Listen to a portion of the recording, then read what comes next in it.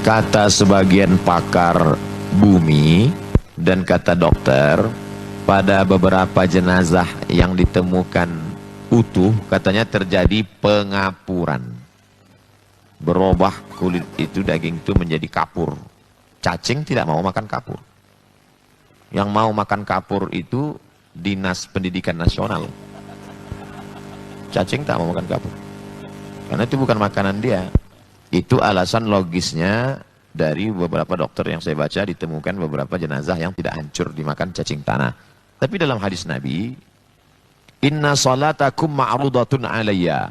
Salawat kalian akan dibawa ke makamku. Hadis sahih. Salawat kita dari Masjid Salman itu dibawa ke makam Nabi di Madinah.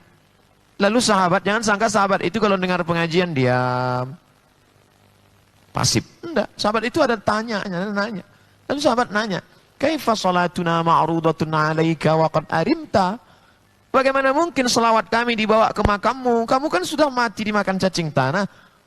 Dijawab Nabi, innallaha harramal arda ajsadal anbiya. Allah mengharamkan tanah memakan jasad para nabi.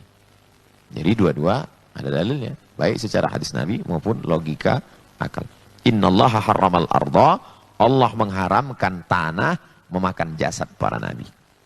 Di kampung saya kiai Pak Ustadz, dia bukan nabi. Kenapa waktu terjadi pemindahan makam, ini ada kampung mau dijadikan sebagai PLTA, pembangkit listrik tenaga air. Beberapa kampung kecamatan jadi danau.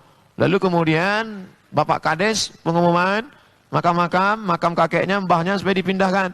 Supaya jangan sampai nanti mau Ramadan ziarahnya ke danau. Pindahkan. Akhirnya ketika digali ternyata makam tidak hancur.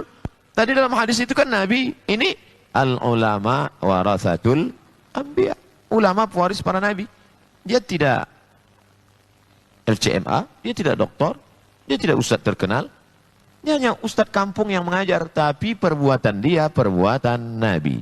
Wa man ahsanu qawlan mimman da'a ilallah. Adakah perbuatan yang lebih baik daripada mengajak orang ke jalan Allah? Tugas nabi dilanjutkan oleh al-ulama warathatul anbiya. Itulah mengapa beberapa jasad para orang-orang soleh tidak dimakan cacing tanah. Tapi ada juga dukun santet yang jasadnya utuh. Bagaimana cara membedakan bahwa ini diridhoi Allah, ini tidak? Bedanya orang yang sesat, penyembah setan, dukun yang mati jasadnya utuh, itu biasanya bertambah. Kukunya bertambah, rambutnya bertambah. Maka ketika digali,